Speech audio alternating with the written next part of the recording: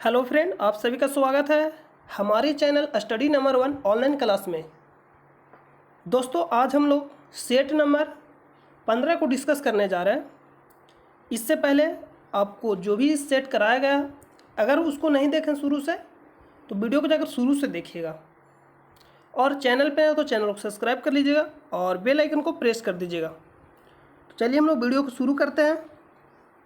और आप हमारे टेलीग्राम चैनल से भी जुड़ सकते हैं, जिसका नाम है स्टडी नंबर 1, या आप वीडियो के डिस्क्रिप्शन या जहां आप कमेंट करते हैं वहां से भी आप हमारे टेलीग्राम चैनल से जुड़ सकते हैं। तो चलिए हम लोग वीडियो को शुरू करते हैं। आज का जो आपका पहला प्रश्न है कि नबार्ड उधार देता है। नबार्ड उधार देता है। आज का जो आपका पहला प्रश्न है, नबार्ड उधार देता है कृषि के व्यष्टि को, ग्रामीण विकास के संस्थाओं को, कृषि एवं ग्रामीण विकास के बैंकों को, कृषि के लिए राज्य सरकारों को। तो आप इसका आंसर हमें कमेंट बॉक्स में दीजिए कि इसका आंसर क्या होगा। तो आप इसका आंसर जब तक सोचिए, चलिए हम लोग नबार्ड के बारे में कुछ जान लेते हैं जो इम्पोर्टेंट है एग्जाम के पॉइंट ऑफ व्यू से। नबार्ड कहने का मतलब होता है NABARD। तो इसका फुल फॉर्म ही पूछ लेता है एग्जाम में कि नबार्ड का फुल फॉर्म क्या होता है। नबार्ड का फुल फॉर्म क्या होता है? तो नबार्ड का फुल फॉर्म होता है नेशनल बैंक फॉर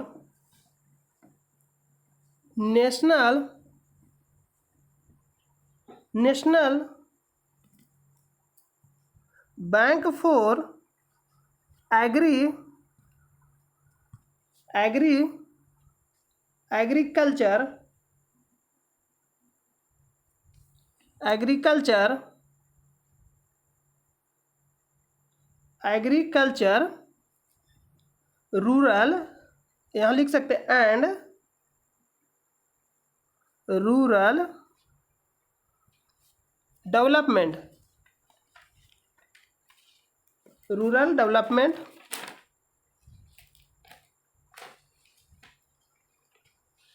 तो जो आपका पहला प्रश्न बना, जो एग्जाम में पूछेगा कि नबार्ड का फुल फॉर्म क्या होता है, बहुत ही बार पूछा गया।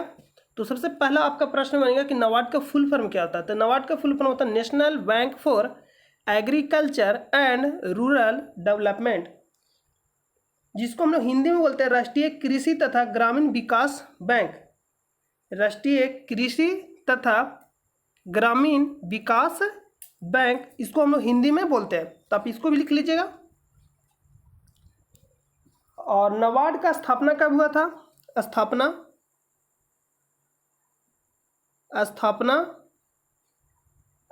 हुआ था 12 जुलाई 1982 को। तो छोटा डेट उतना इम्पोर्टेंट नहीं है।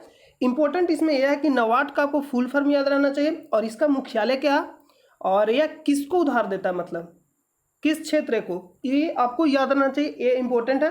तो स्थापना उतना इम्पोर्टेंट नहीं है, अगर याद है आपको तो बहुत अच्छा है। तो आप इसको लिख लीजिएगा 12 जुलाई 1982 को। और मुख्यालय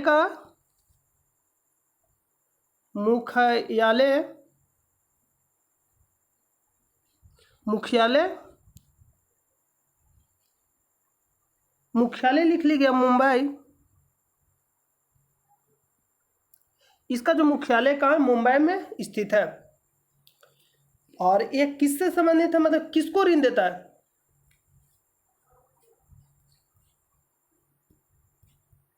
तो लिखिएगा कृषि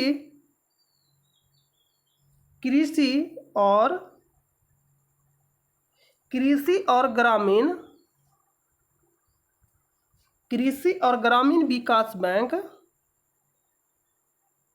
कृषि और ग्रामीण विकास बैंक पर ऋण देता है।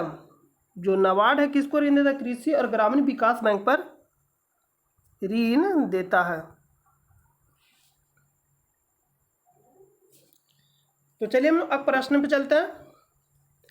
प्रश्न में पूछ रहा है कि नबार्ड उधार देता, मतलब ऋण किसको देता? ऑप्शन ए में दे रहा है कृषि के व्यष्टि को, ग्रामीण विकास के संस्थाओं को, और सी में दे रहा है कृषि एवं ग्रामीण विकास के बैंकों को, और डी मतलब कृषि के लिए राज्य सरकारों को। तो ऑप्शन इसका क्या होगा, ऑप्शन नंबर सी कि कृषि एवं विकास, लिख रहा है कृषि एवं ग्रामीण विकास के बैंकों को यह नाबार्ड देता है। तो आप इसका फुल फॉर्म याद जरूर रखिएगा, और यह किसको उधार देता है वो आप याद रखिएगा, और इसका मुख्यालय कहाँ है उसको याद रखिएगा। इतना आपके लिए बहुत ज़्यादा इंपॉर्टेंट है। तो चलिए हम लोग नेक्स्ट प्रश्न पर चलते हैं। और अगर आपको किसी प्रकार का प्रॉब्लम हो या आपको डाउट लगे तो आप हमें कमेंट बॉक्स में बता दीजिएगा, या आप अगर नाबार्ड के बारे में कुछ जानते हैं तो भी आप हमें कमेंट बॉक्स में बता सकते हैं, मतलब अपनी राय को भी रख सकते हैं यहाँ। तो चलिए हम लोग अगला प्रश्न पर चलते हैं। अगला प्रश्न है 2 नंबर कि WTO अस्तित्व में आया, मतलब इसका स्थापना कब हुआ, मतलब WTO अस्तित्व में कब आया। तो लिख रहा ऑप्शन नंबर में जनवरी 1994, जनवरी 1995, जनवरी 1996 और जनवरी 1997। आपको इसका स्थापना बताना है, तो आप इसका आंसर सोचिए कि इसका आंसर क्या होगा। तो सबसे पहले हम लोग जानेंगे कि WT क्या है, कि WTO का फुल फॉर्म भी आपसे बहुत ज़्यादा पूछता है। WTO का फुल फॉर्म, तो WTO का फुल फॉर्म आपसे पूछ लेता है, मुख्यालय पूछ लेता है, और इसका स्थापना कब हुआ था ये पूछता है। 3 बात बहुत ज़्यादा इंपॉर्टेंट है WTO से संबंधित। तो इसका जो फुल फॉर्म होता है वर्ल्ड ट्रेड ऑर्गेनाइजेशन, इसका जो फुल फॉर्म होता है वर्ल्ड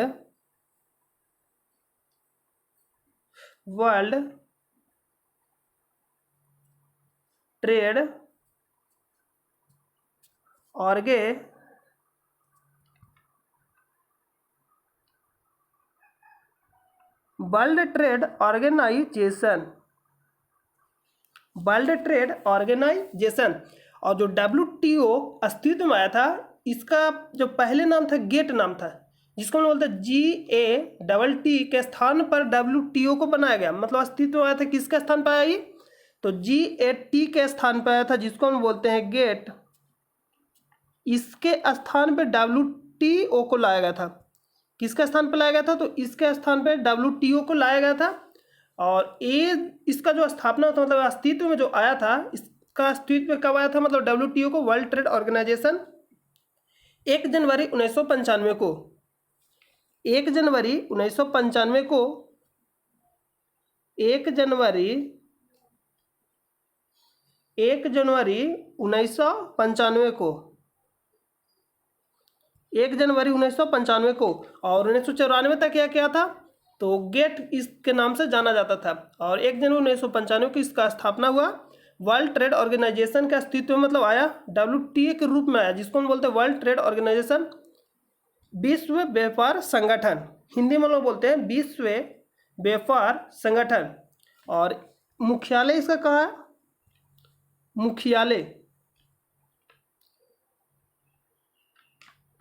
मुख्यालय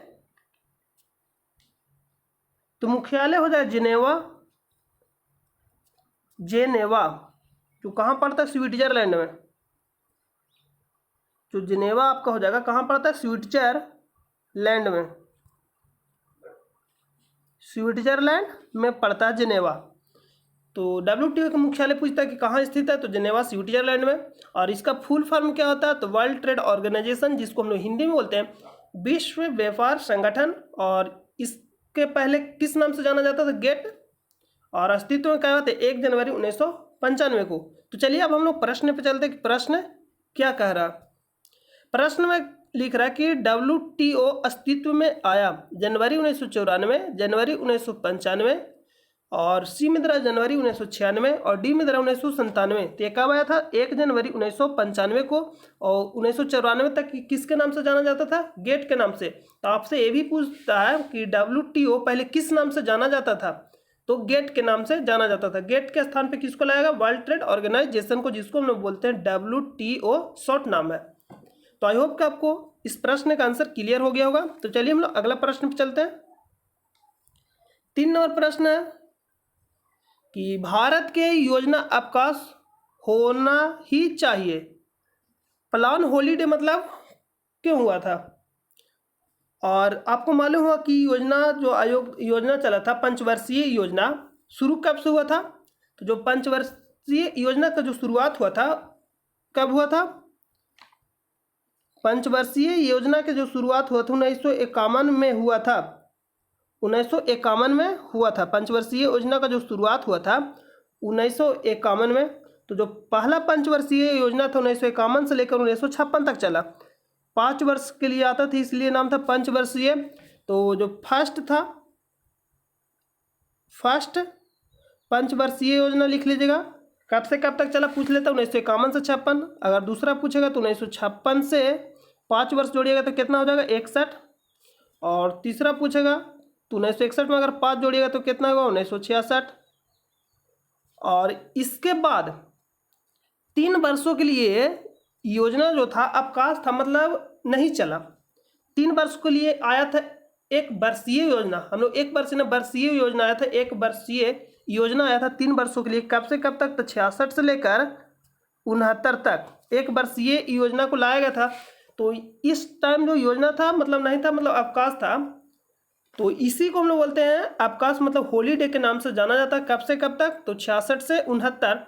और क्यों हुआ था ऐसा? तो आपको मालूम होगा कि जो युद्ध हुआ था भारत पाक के बीच कब युद्ध हुआ था? 1965 में। तो जब भारत पाक के बीच जो मुख्य इसका जो कारण था भारत पाक युद्ध, लिख लीजिएगा कारण।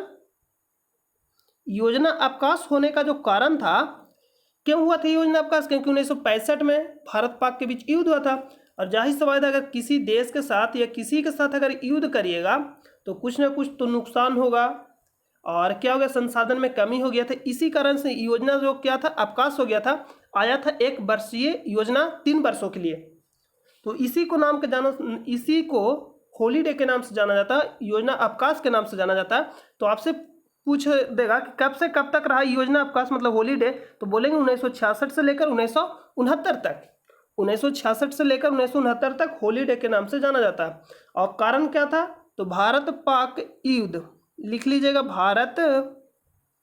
भारत पाकिस्तान, पाक लिख लीजिए या पाकिस्तान लिख लीजिए, आखिर पाकिस्तान ही है। भारत पाक युद्ध तथा सूखा के कारण संसाधनों की कमी। तो यहाँ लिख सकते हैं संसाधनों की कमी। क्यों? क्योंकि युद्ध हुआ तो जाहिर से कि संसाधन कमी है, तो लिख लीजिएगा तथा सूखा के कारण संसाधनों की कमी। तो चलिए हम लोग अगला प्रश्न पे चलते हैं। अगला प्रश्न नहीं, इस प्रश्न को पहले आंसर जान लेते कि इस प्रश्न का आंसर क्या होगा। तो प्रश्न में बोला कि भारत के योजना अवकाश जिसको बोलते हैं फलान हॉलीडे होना ही चाहिए। ऑप्शन ए में है 1964 से 69, 1966 से 69, 1974 से 79 और डी में 1976 से 79। तभी आपको हम बताया कि हॉलीडे कब होता है। तो जो पंचवर्षीय योजना था 1966 से लेकर 1969 तक नहीं लागू हुआ था, मतलब नहीं लागू हुआ था। उस समय जो आया था योजना, एक वर्षीय योजना लाया गया था। क्यों? क्योंकि उस समय तो सूखा के कारण क्या हो, संसाधनों की कमी हो गया था, इसलिए पूरा करने के लिए मतलब क्या हुआ, एक वर्षीय योजना लाया गया था। और भारत पाक मेन रूप से युद्ध हुआ था, इसके कारण से क्या हो गया था, योजना अवकाश हो गया था, मतलब नहीं उस टाइम लागू हुआ था। तो इसी को हम बोलते हैं हॉलीडे 1966 से लेकर 69 तक को। तो आई होप कि आपको क्लियर हो गया होगा। तो चलिए हम लोग अगला प्रश्न पे चलते हैं।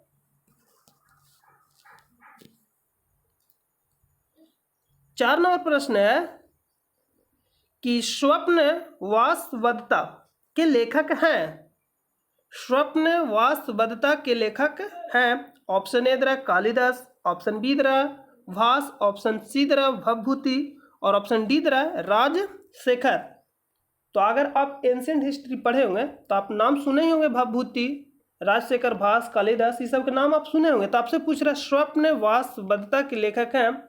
बहुत ही बार एग्जाम में पूछा गया और ये भी पूछा गया एग्जाम में। जितना भी हम प्रश्न आपको कराते हैं सभी बीपीएससी का ही प्रश्न रहता है। आप अगर आपके पास प्रीवियस ईयर बीपीएससी का सेट है तो आप उसमें देख सकते हैं। तो इसका आंसर क्या होगा, आप हमें कमेंट बॉक्स में बताइए कि इसका आंसर क्या होगा। तो इसका जो आंसर होगा option number B, option number B.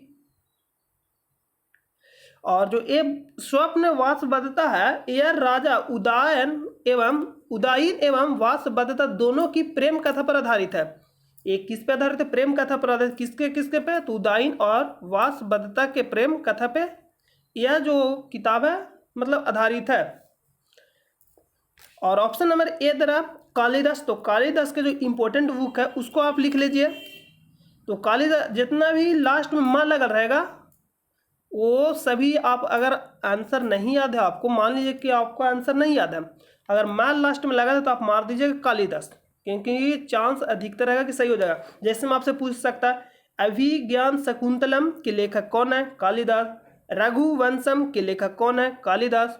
Kumar संभव के लेखक कौन है? कालिदास। तो इस तरह से आपको पूछेगा तो सभी क्या जाएगा आंसर? कालिदास। चलिए हम आपको लिख देते हैं, इसको आप याद कर लीजिएगा। पहला लिखेगा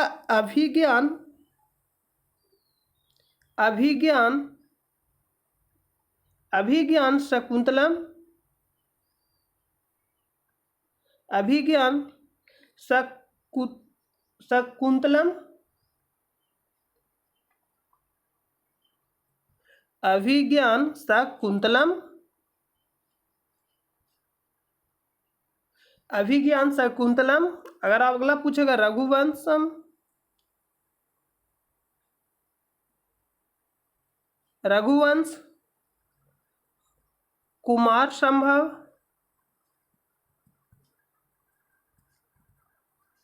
कुमार संभव। तो ये दो इंपॉर्टेंट है, विज्ञान शकुंतलम और कुमार संभव। अगर आप इसको भी याद रख सकते हैं, रघुवंशम मतलब रघुवंश, तो इसको भी आप याद रख सकते हैं। ये किनके द्वारा लिखा गया था? तो कालिदास के द्वारा लिखा गया था, कालिदास के द्वारा लिखा गया था। लेखा कौन थे? कालिदास। अगला आपको क्या दिया है? अगला जो दिया गया भवभूति, तो भवभूति के लिख लीजिएगा मालती माधव, यहाँ लिख लीजिएगा मालती माधव, मालती माधव, इसको लिख लीजिएगा। और राजशेखर को लिख लीजिएगा काव्य मीमांसा, राजशेखर में लिख लीजिएगा काव्य मीमांसा, काव्य मीमांसा, काव्य मीमांसा। बहुत ही इंपॉर्टेंट है कि काव्य मीमांसा किसके द्वारा लिखा गया था, इसके लेखक कौन है? तो राजशेखर। कर्पूर मंजरी, ये भी इंपॉर्टेंट है, कपूर मंजरी, कर्पूर नहीं लिखे, कपूर मंजरी, कपूर मंजरी। और एक और लिख लिया बाल रामायण, बाल रामायण आप इसको लिख भी सकते हैं, लेकिन दो आपके लिए बहुत ही ज़्यादा इंपॉर्टेंट है, काव्य मीमांसा एक कपूर मंजरी, तो आप इसको याद रखिएगा। और ये अभी आपको जो बताया यहाँ अभिज्ञान शकुंतलम और कुमार संभव किसके द्वारा लिखा गया? कालिदास। रघुवंश कालिदास के द्वारा लिखा गया था, तो इसको भी आप याद रखिएगा। तो इसका जो आंसर होगा ऑप्शन नंबर बी, भाव। इसका आंसर क्या होगा? भास। चलिए अगला प्रश्न पर चलते हैं। 5 नंबर प्रश्न है कि पृथ्वीराज रासो के लेखक हैं, पृथ्वीराज रासो के लेखक हैं। ऑप्शन ए में दे रहा है कलहन, बी में दे रहा बिलहन, और यहाँ दे देता जिलहन, यहाँ दिया कलहन, यहाँ दिया बिलहन, और यहाँ दिया है जैन नायक, यहाँ दिया चंद बरदाई, यहाँ क्या दिया है? चंद बरदाई। तो आपको बताना कि पृथ्वीराज रासो के लेखक कौन है। तो आप आंसर इसका बता दीजिए कि इसका आंसर क्या होगा। तो इसका जो आंसर होगा option number D, Chand Bardai. Prithviraj Raso के लेखक कौन है? तो आंसर होगा Chand Bardai, option number D right answer हो जाएगा। और जो चंद बरदाई थे यह पृथ्वीराज चौहान के दरबारी कवि थे। ये भी आपसे पूछ लेता है, तो किसके दरबारी कवि थे? तो पृथ्वीराज चौहान के दरबारी कवि कौन था? तो चंद बरदाई। इसको आप लिख लीजिएगा कि यह पृथ्वीराज चौहान के दरबारी कवि थे। और ऑप्शन नंबर जो ए दे रहा है कलहन, तो राज तरंगिणी कौन लिखे है? कलहन, राज तरंगिणी, राज तरंगिणी जो लिखा गया है किनके द्वारा लिखा गया? तो कलहन के द्वारा लिखा गया राज तरंगिणी। राज तरंगिणी किनके द्वारा लिखा है? कलहन।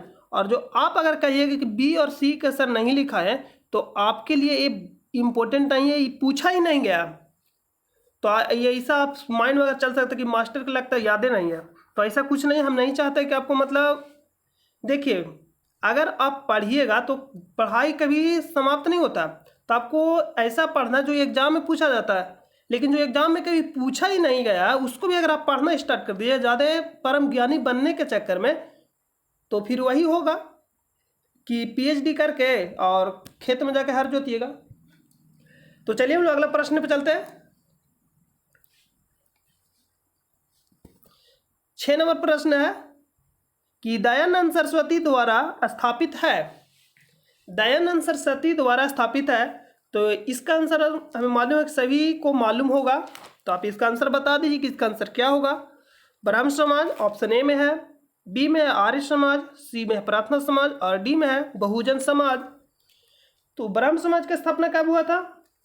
ब्रह्म समाज 1828 में, और एक इनके द्वारा स्थापित हुआ था 1828 में राजा राम मोहन राय के द्वारा।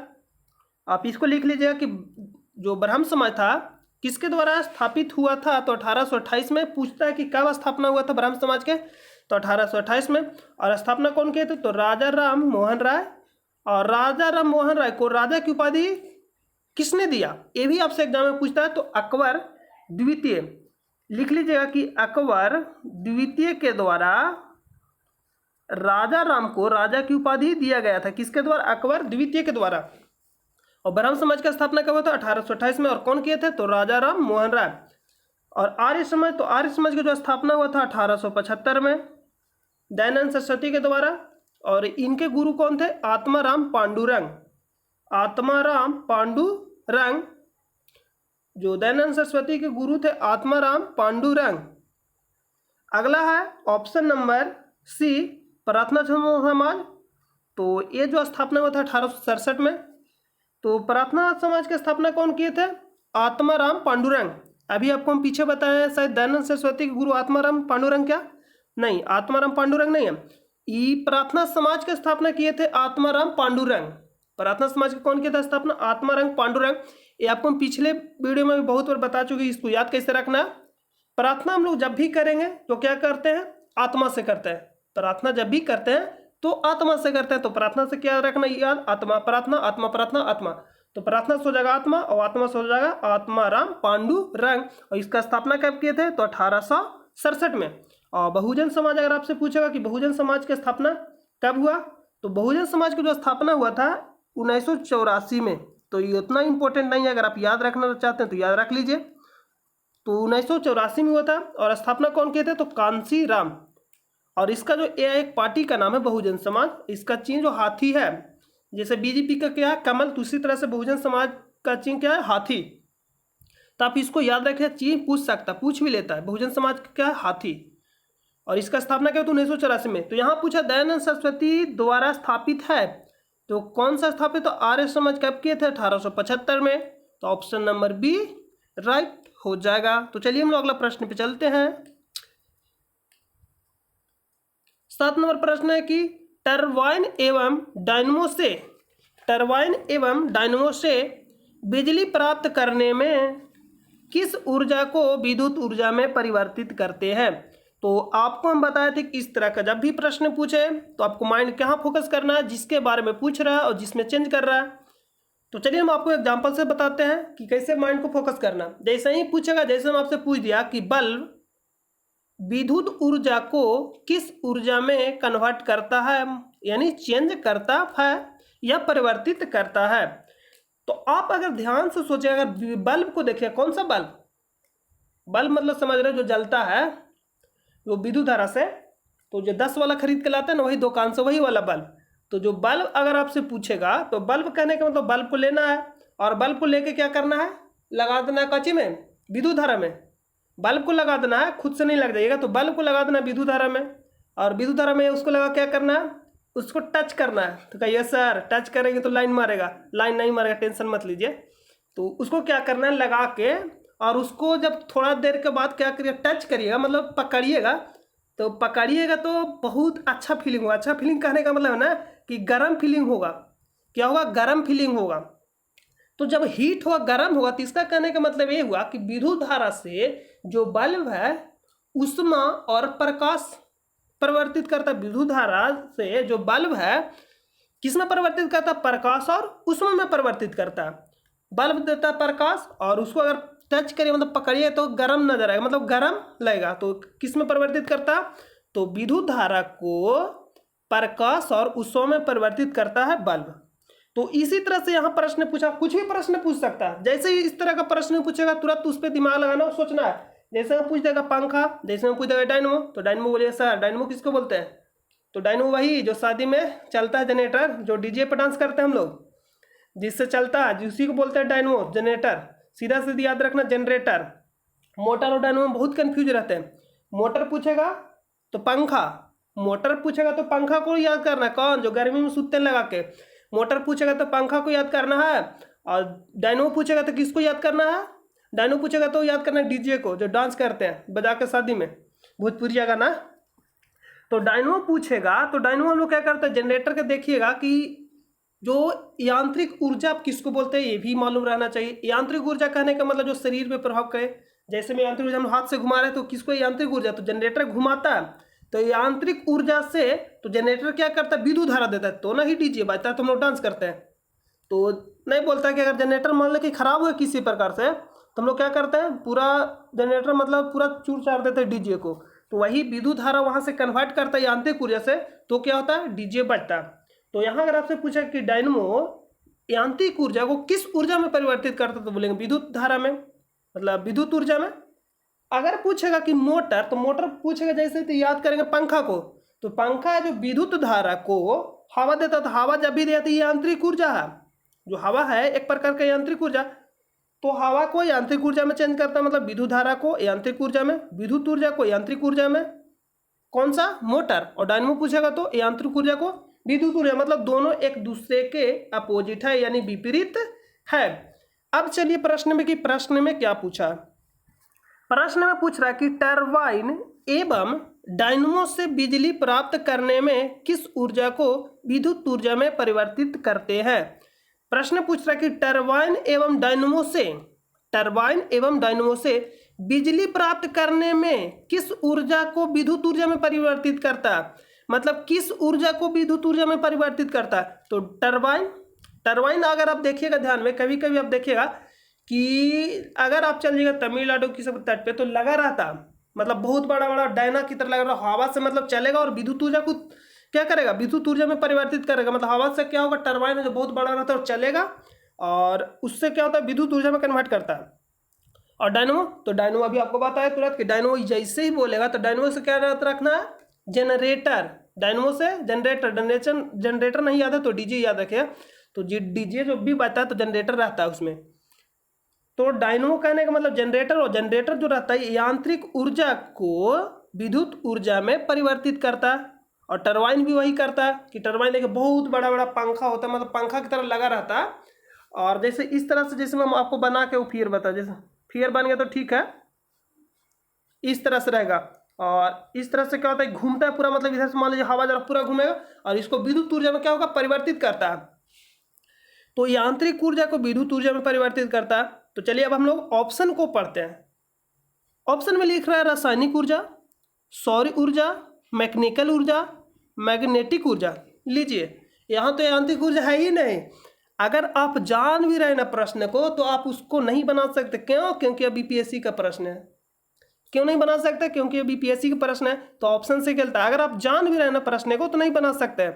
तो रासायनिक ऊर्जा नहीं होगा। क्यों? क्योंकि यहाँ यांत्रिक ऊर्जा की बात रहे, और रासायनिक ऊर्जा कहने का मतलब क्या हो गया? जो बैटरी में रहता है, तो नहीं होगा। सौर ऊर्जा कहने का मतलब क्या हो गया? सूर्य के प्रकाश। तो दो ऑप्शन तो कट गया। तो एक बचा डी और एक बचा सी। तो डी में मैग्नेटिक ऊर्जा बोल रहा है। तो मैग्नेटिक कहने का मतलब होता है चुंबकीय। मैग्नेटिक मतलब मैग्नेट ला रहे, मैग्नेट मतलब कार, बचपन में अगर खेले मैग्नेट ला रहे, चुंबक मतलब सटा होते हैं उसको, तो उसको बोलते हैं मैग्नेटिक। तो हो गया मैग्नेटिक। तो यहाँ से हम लोग इसको भी काट सकते हैं ऑप्शन नंबर डी को कि मैग्नेटिक ऊर्जा तो होगा नहीं। तो एक बचा मैकेनिकल ऊर्जा। मैकेनिकल ऊर्जा थोड़ा हिंदी कमजोर है तो इसको बोलते हैं मैकेनिकल ऊर्जा। तो मैकेनिकल ऊर्जा कहने का मतलब है कि इसी को बोलते हैं यांत्रिक ऊर्जा। मैकेनिकल ऊर्जा बोले या यांत्रिक ऊर्जा बोले तो ये क्या हो गया? इंग्लिश में नाम लिख दिया। तो इंग्लिश से हम लोग को डरना नहीं है, क्या करना? उससे लड़ना है। तो ऑप्शन नंबर क्या हो जाएगा? सी, मैकेनिकल ऊर्जा। ऑप्शन नंबर सी राइट हो जाएगा। तो चलिए थोड़ा हम टाइपिंग किया आंसर उसको भी देख लेते कि आंसर सही है या गलत है। तो लिख रहा है कि आंतरिक ऊर्जा को विद्युत में बदलता है, विद्युत जनित, ऐसे टाइप पर लिख दिया कि पता नहीं चला। चलिए हम लोग सही है, इसका आंसर जो होगा ऑप्शन नंबर सी होगा। आई होप कि आपको समझ में आ गया होगा। तो चलिए थोड़ा हंसी मजाक भी हो जाना चाहिए। चलिए हम लोग ऑप्शन सी राइट हो जाएगा इस प्रश्न के। यहाँ यांत्रिक ऊर्जा भी लिख लीजिएगा बगल में, मैकेनिकल ऊर्जा को यांत्रिक ऊर्जा कहते हैं, तो उसको भी लिख लीजिएगा। तो चलिए हम लोग अगला प्रश्न पे चलते हैं। 8 नंबर प्रश्न है कि वाहनों से निकलने वाली प्रदूषित गैस मुख्यतः है। तो इसमें दो प्रश्न आपसे पूछेगा। एक तो पूछेगा कि सबसे अधिक कौन सा गैस निकलता, वाहनों से निकलने वाले प्रदूषित गैस पूछेगा, और एक पूछेगा सबसे अधिक। दोनों में अंतर है। एक पूछेगा वाहनों से निकलने वाले प्रदूषित गैस मुख्यतः है, और एक पूछेगा वाहनों से निकलने वाले सबसे अधिक गैस कौन सा निकलता, मतलब वाहनों से। तो जो दो तरह का प्रश्न पूछेगा, तो इसमें जो पहला ऑप्शन होगा कार्बन डाइऑक्साइड, ये हो जाएगा, जिसको हम लोग बोलते हैं CO2, ये हो जाएगा सबसे अधिक। सबसे अधिक कहाँ से निकलता है, तो वाहनों से। अगर पूछे कार्बन मोनोऑक्साइड, तो वाहनों से निकलने वाले सबसे अधिक प्रदूषित गैस। सबसे अधिक प्रदूषित गैस से वाहनों से निकलने में कौन, तो कार्बन मोनोऑक्साइड। लेकिन सिर्फ ये पूछता है सबसे अधिक कौन सा निकलता है, कार्बन डाइऑक्साइड निकलता है, लेकिन प्रदूषण इससे कम करता है। किससे, कार्बन मोनोऑक्साइड से। तो सबसे अधिक सिर्फ पूछेगा तो कार्बन डाइऑक्साइड, लेकिन अगर सबसे अधिक प्रदूषित गैस पूछेगा वाहनों से निकलने वाले, तो कार्बन मोनोऑक्साइड। इसको आप ध्यान रखिएगा। और मार्क्स गैस किसको बोलते हैं, तो मीथेन को जिसको हम बोलते हैं CH4, और नाइट्रोजन ऑक्साइड को बोलते हैं N2O, और मार्क्स गैस को बहुत ही गैस को बोलते हैं मीथेन। एक कहाँ से निकलता है मीथेन गैस, जैसे में जुगाली, जो जानवर सब जुगाली समझते हैं, अरे पखरी जो करता है मुंह में ले लेता है ऐसे और चिबाते रहता है मुंह में, तो इसी को बोलते हैं जुगाली करना। तो वहाँ से भी मीथेन निकलता है। या आप खेत में चल जाइएगा, जो कचरा ये सब रहता है वहाँ से भी निकलता है। दिमक के बॉबी हो गया, या आप धान के खेत से हो गया, तो इसी को बोलते हैं मार्क्स गैस। तो आई होप कि आपको समझ में आ गया होगा। अगर नहीं समझ में आता तो कमेंट बॉक्स में बता दीजिएगा सर नहीं समझ में आया, फिर से समझा देंगे आके घर पे। तो इस प्रश्न का जो आंसर होगा ऑप्शन नंबर सी, नहीं सी तो होगा नहीं, क्योंकि जो वाहन से निकलता है दो ही तरह का गैस निकलता है, एक है तो कार्बन डाइऑक्साइड, एक है कार्बन मोनोऑक्साइड। चलिए पूछा क्या प्रश्न में, पूछ रहे कि वाहनों से निकलने वाली प्रदूषित गैस मुख्यतः है। प्रदूषित जैसे ही बोलेगा तो ऑप्शन नंबर बी हो जाएगा कार्बन मोनोऑक्साइड। अगर पूछता सिर्फ वाहनों से निकलने वाले सबसे अधिक गैस, सबसे अधिक कौन सा गैस निकलता है, तो ऑप्शन लगाते हैं कार्बन डाइऑक्साइड। अगर पूछेगा कि वाहनों से निकलने वाले सबसे अधिक जहरीला गैस, तो कार्बन मोनोऑक्साइड, जिसको प्रदूषित कहता है। तो प्रदूषित करेगा तो मतलब जहर उसमें है, तो जहर उसमें है तो मतलब आदमी का मौत होगा। तो चलिए हम अगला प्रश्न पे चलते हैं। 9 नंबर प्रश्न है कि ठोस कपूर से कपूर वाष्प बनाने की प्रक्रिया को कहते हैं।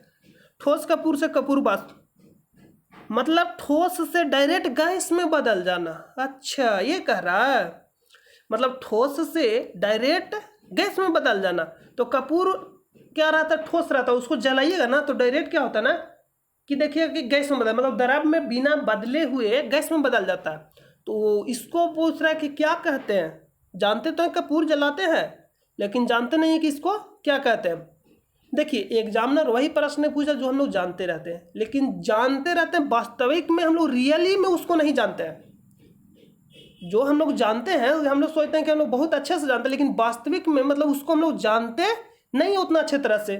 वही प्रश्न को फंसाता है एग्जामिनर, मतलब सेट करता है इस तरह से। तो पूछ रहा ठोस कपूर से कपूर वाष्प बनने की प्रक्रिया को कहते हैं, मतलब डायरेक्ट ठोस से गैस में बदल जाना, उसको किस नाम से जाना जाता है। ऑप्शन नंबर ए दे रहा बाष्पीकरण, हिमीकरण, पिघलना, तो पिघलना मतलब बर्फ का पिघलना, हिमीकरण मतलब जमना, और बाष्पीकरण मतलब समझ रहे हैं बाष्प को करना, बाष्पीकरण हो गया। ऊर्ध्वपातन, तो इसको क्या बोलते हैं, ऊर्ध्वपातन, मतलब डायरेक्ट ठोस से गैस में बदलने प्रक्रिया को क्या बोलते हैं, ऊर्ध्वपातन।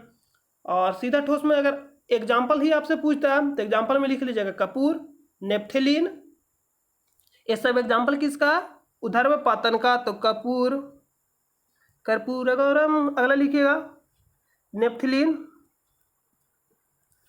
नेप्थेलीन, नेप्थेलीन लिख लीजिएगा, नेप्थेलीन, यहाँ डबल नहीं होगा, यहाँ ना होगा, नेप्थेलीन। ये किसका एग्जाम्पल है? ऊर्ध्वपातन का। तो चलिए हम लोग अगला प्रश्न पे चलते हैं। इसका आंसर क्या होगा? Option number D. 10 नंबर है गद्दी। ओहो समझिए कि गद्दी लोक निवासी है। गद्दी मतलब वो नहीं समझ जाइएगा, गद्दी, गद्दी एक लोक निवासी है, मतलब कहाँ का, किस राज्य का है? ऑप्शन में दे रहा है मध्य प्रदेश जिसको बोलते हैं एमपी, हिमाचल प्रदेश जिसको बोलते हैं एचपी, अरुणाचल प्रदेश इसको क्या बोलेंगे? एपी। चलिए ठीक है। अगला है मेघालय। तो कहाँ के निवासी है गद्दी? एक तरह का क्या है? लोक निवासी। तो इसका जो आंसर होगा ऑप्शन नंबर डी, मेघालय। एक भारत का उत्तरी पूर्वी राज्य है।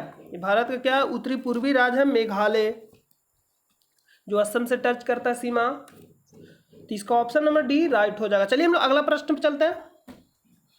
11 नंबर प्रश्न बहुत ही इंपॉर्टेंट है। भारत में सबसे पहले रेल मार्ग तैयार हुआ था 1953 में, 1954 में, 1955 में, 1959 में। तो इसका आंसर आप हमें कमेंट बॉक्स में बताइए कि इसका आंसर क्या होगा। तो इसको हम बहुत बार बता चुके हैं, तो आप वीडियो को शुरू से नहीं देखा तो वीडियो को जाकर शुरू से देखिए। और यहाँ भी हम आपको बता देते हैं और आप खुद से लिख लीजिएगा। हम लिखेंगे नहीं, सिर्फ यहाँ बोल देता और आप इसको लिख लीजिएगा। तो भारत में सबसे पहले जो रेल मार्ग चलाया गया था वो कब चलाया गया था? तो 16 अप्रैल 1953 को। 16 अप्रैल 1953 को, 1953 नहीं 1853 लिखिएगा। 16 अप्रैल 1853 को। सर अभी बोले कि नहीं लिखेंगे, लिख देते हैं, नहीं तो रोने लगिएगा। 16 अप्रैल 1853 को भारत में सबसे पहले रेल मार्ग तैयार हुआ था, 16 अप्रैल 1953 को।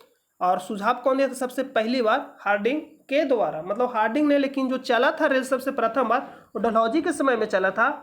किसके समय में चला था? डलहौजी के समय में। डलहौजी, हौजी मतलब हौजी, डलहौजी लिखिएगा, डलहौजी, डलहौजी के समय में चला था। इसका कार्यकाल था 1848 से लेकर 56 तक। और ये कहाँ से कहाँ चला था? तो बम्बई से थाने, और जो डिस्टेंस था 34 किलोमीटर था दोनों के बीच की दूरी। और जो कंपनी था उसके कंपनी के नाम पूछ लेता आपसे, तो उसका जो नाम था ग्रेट इंडियन पेनिनसुला रेलवे। फिर से सुनिएगा, ग्रेट इंडियन पेनिनसुला रेलवे।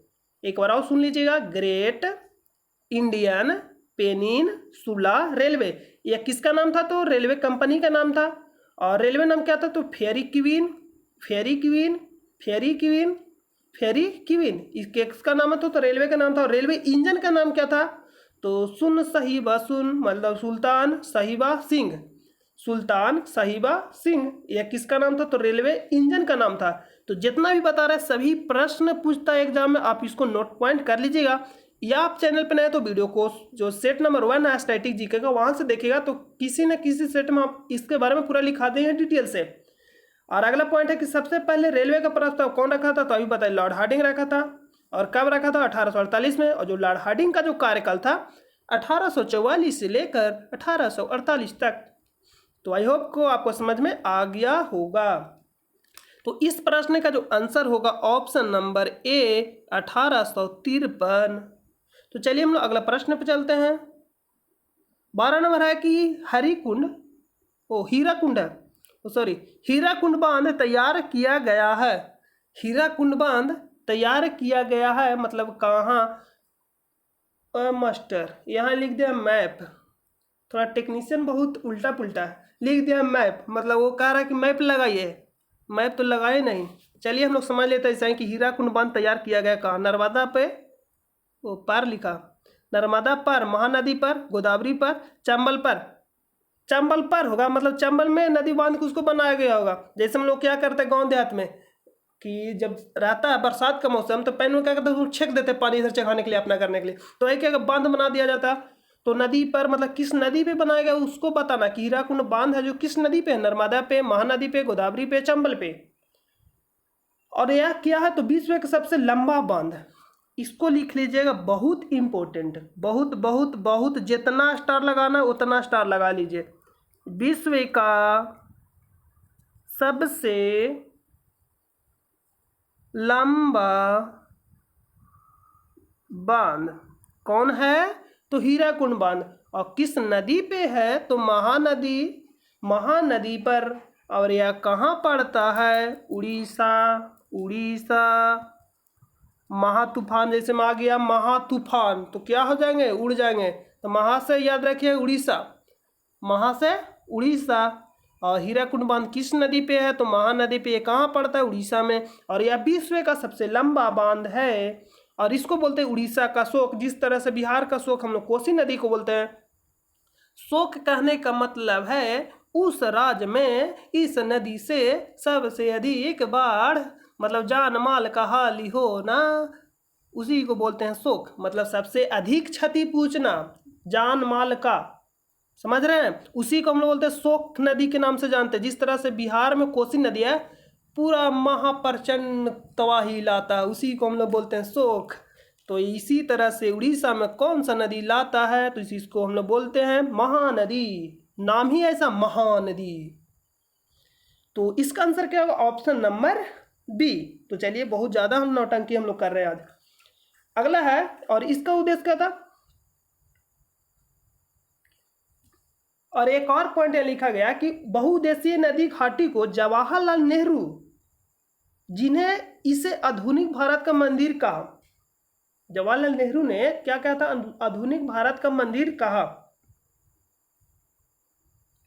बहुउद्देशीय नदी घाटी को जवाहरलाल नेहरू ने आधुनिक भारत का मंदिर कहा। और जवाहरलाल नेहरू कौन थे? भारत के प्रथम पीएम, जिसको हम लोग बोलते हैं प्रधानमंत्री। तो इसका आंसर ऑप्शन नंबर बी होगा। तो चलिए हम अगला प्रश्न पे चलते हैं।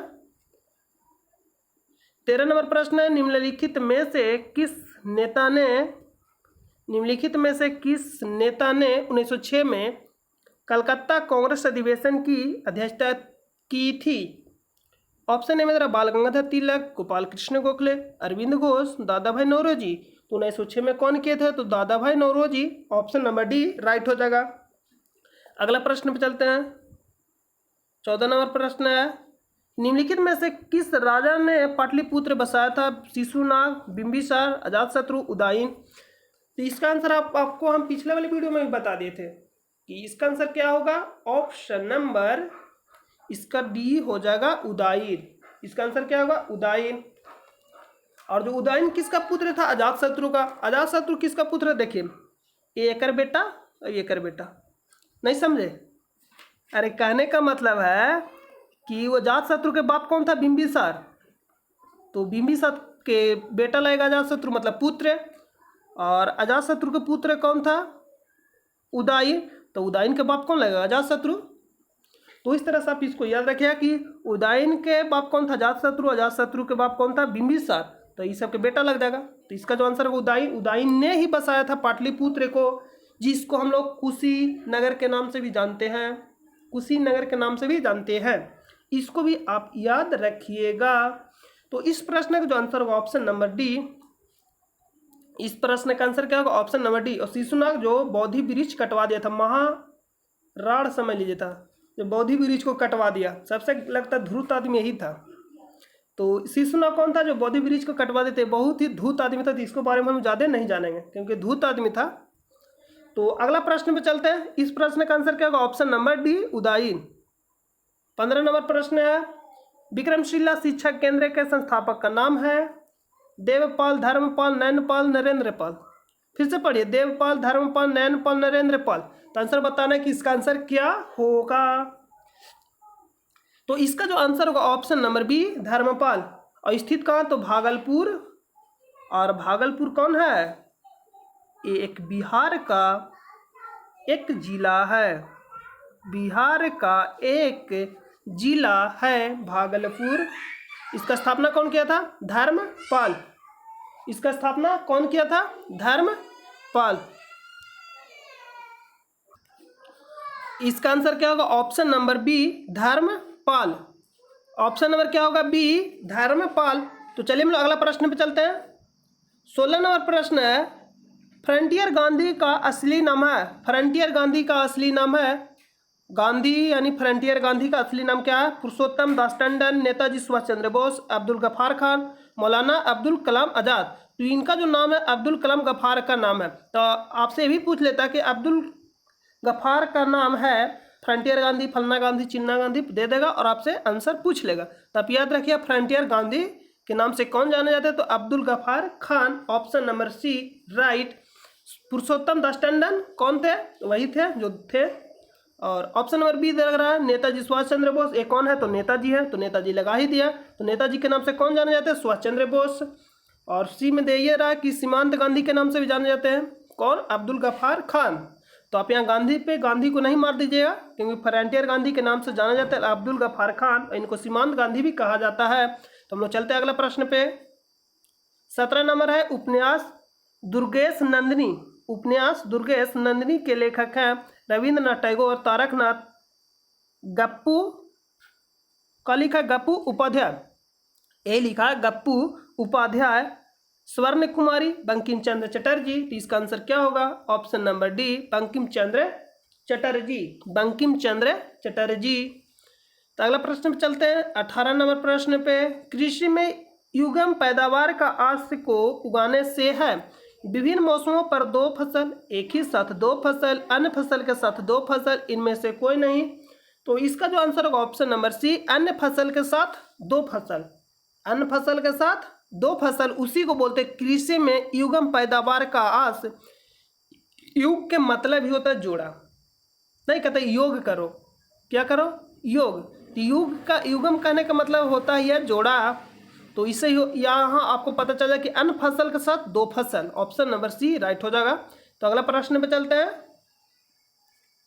19 नंबर प्रश्न है कि भारत में पहला पन बिजली शक्ति केंद्र प्रारंभ हुआ, मतलब कहाँ हुआ? तो इसमें दे रहा है पाइकारा में, कोयना में, भाखरा नागल में, शिव समुद्रम में। तो आंसर ऑप्शन नंबर डी। और शिव समुद्रम कहाँ पड़ता है? कर्नाटक। तो कर्नाटक कहाँ पड़ता है भारत में? तो भारत कहाँ पड़ता है? एशिया में। और एशिया कहाँ पड़ता है? विश्व में। तो इसका आंसर क्या होगा? ऑप्शन नंबर डी शिव समुद्रम। ऑप्शन नंबर डी क्या होगा?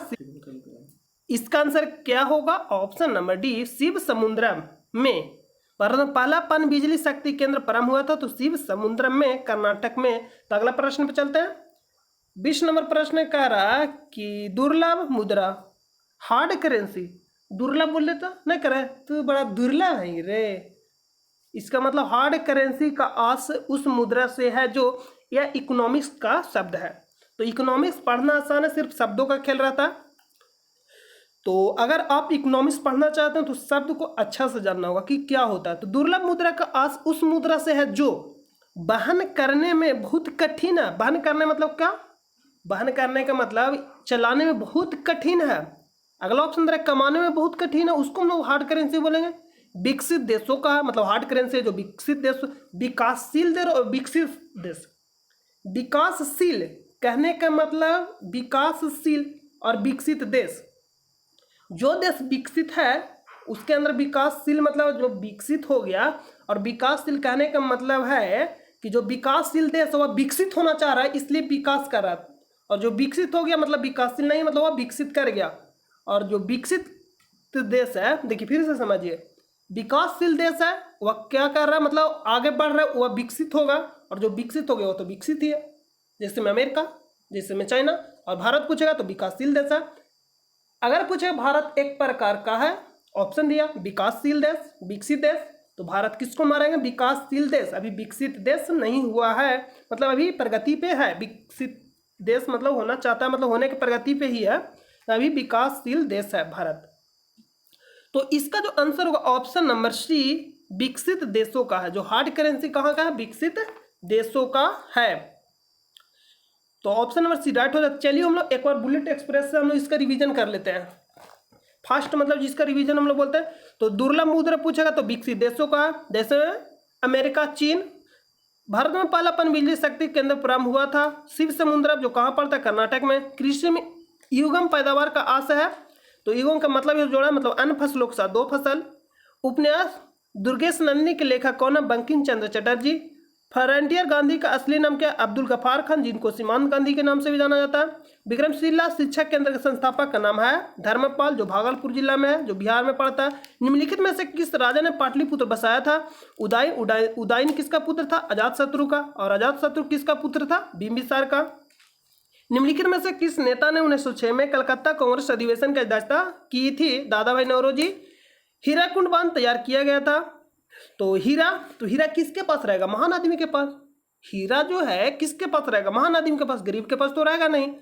तो हीराकुंड कहने का मतलब महानदी, मास से महान आदमी के पास रहेगा, तो हीराकुंड महान आदमी और महान आदमी से महानदी। तो हीराकुंड किस बांध है? जो हीराकुंड बांध है किस नदी पे है? तो महान नदी पे, मतलब महान नदी पर। और यह कहाँ पड़ता है? उड़ीसा में। तो उड़ीसा या विश्व का सबसे लंबा बांध है, इसको भी आप याद रखिएगा। भारत में सबसे पहले रेल मार्ग तैयार हुआ था 16 अप्रैल 1953 को। कहाँ से कहाँ चला था? तो बम्बई से थाने, और दूरी कितना था? 34 किलोमीटर। और किसके समय में चला था? डलहौजी। और सबसे प्रथम बार प्रस्ताव कौन रखा था? तो लॉर्ड हार्डिंग। अगला प्रश्न है, गद्दी लोक निवासी है मेघालय का।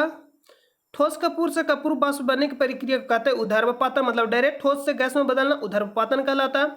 वाहनों से निकलने वाली प्रदूषित गैस मुख्यतः है। तो अगर प्रदूषित गैस पूछे सबसे अधिक जहरीला गैस, तो कार्बन मोनोऑक्साइड। और सबसे पूछे अधिक निकलने वाला गैस, तो कार्बन डाइऑक्साइड। और मार्स गैस मीथेन गैस को कहते हैं। टरबाइन एवं डायनमो से बिजली प्राप्त करने में किस ऊर्जा को विद्युत ऊर्जा में परिवर्तित करते हैं? तो मैकेनिकल ऊर्जा, जिसको यांत्रिक ऊर्जा भी बोलते हैं। तो इसको बहुत अच्छे से समझाए थे। दयानंद सरस्वती द्वारा स्थापित है। आर्य समाज कब स्थापित हुआ? 1875 में। और ब्राह्म समाज 1828 में। किनके द्वारा? तो राजा राम मोहन राय के द्वारा। और राजा राम मोहन राय को राजा की उपाधि किसने दिया? अकबर द्वितीय ने। और प्रार्थना समाज किसने स्थापना किया था? तो प्रार्थना हम लोग करते आत्मा से, आत्मा सुजाग आत्माराम पांडुरंग। कब किया था? 1867 में। बहुजन समाज 1984 में। अगला, पृथ्वीराज रासो के लेखक कौन है? तो चंद्र बरदाई। और कलहन राजतरंगिणी जो लिखा गया था, कलहन के द्वारा लिखा गया था। आप इसको भी याद रखिएगा। यहाँ स्वप्न वासवदत्ता के लेखक कौन है? तो स्वप्न वासवदत्ता के लेखक कौन है? भास। और कालिदास के द्वारा लिखा गया था अभिज्ञान शकुंतलम। यहाँ भी आपको बताया था कि अभिज्ञान शकुंतलम। और कुमार संभव किसके द्वारा लिखा गया था? कालिदास के द्वारा। और भवभूति मालती माधव और राजेश शेखर, ये याद रखिएगा। काव्य मीमांसा और कपूर मंजरी किनके द्वारा लिखा गया था? तो राजशेखर के द्वारा लिखा गया था। आप इसको ध्यान में रखिएगा। अगला प्रश्न पे चलिए, भारत की योजना आपका होना ही चाहिए। तो 1966 1969 तक को हम लोग प्लान हॉलीडे के नाम से जाने जाते हैं। और क्यों जानते हैं इसको वो भी बता दिए थे। WTO अस्तित्व में आया था, तो इसको पहले किस नाम से जानते थे? तो गेट। और कब बना था? तो 1 जनवरी 1995 से हम लोग WTO के नाम से जाने लगे, जिसको बोलते हैं वर्ल्ड ट्रेड ऑर्गेनाइजेशन, विश्व व्यापार संगठन। अगला है नाबार्ड, उधार देता है तो कृषि एवं ग्रामीण विकास बैंक को। और नाबार्ड का फुल फॉर्म क्या होता है? तो इसको भी हम आपको बता दिए कि national bank for agriculture and rural development. इसका स्थापना कब था? 12 जुलाई 1982 को। मुख्यालय कहाँ था? मुंबई। यह उधार किसको देता है? कृषि और ग्रामीण विकास पर ऋण देता है। तो इसका आंसर जो होगा ऑप्शन नंबर सी, कृषि एवं ग्रामीण विकास के बैंकों को। तो आज के लिए हम लोग इस वीडियो को समाप्त करते हैं। अगर वीडियो आपको अच्छा लगा हो तो अपने दोस्तों पर शेयर करें, चैनल को सब्सक्राइब करें और नोटिफिकेशन को ऑन करना ना भूलें। तो चलिए हम लोग मिलते हैं नेक्स्ट वीडियो लेक्चर में। जब तक के लिए अपना ख्याल रखिए। जय हिंद, जय भारत।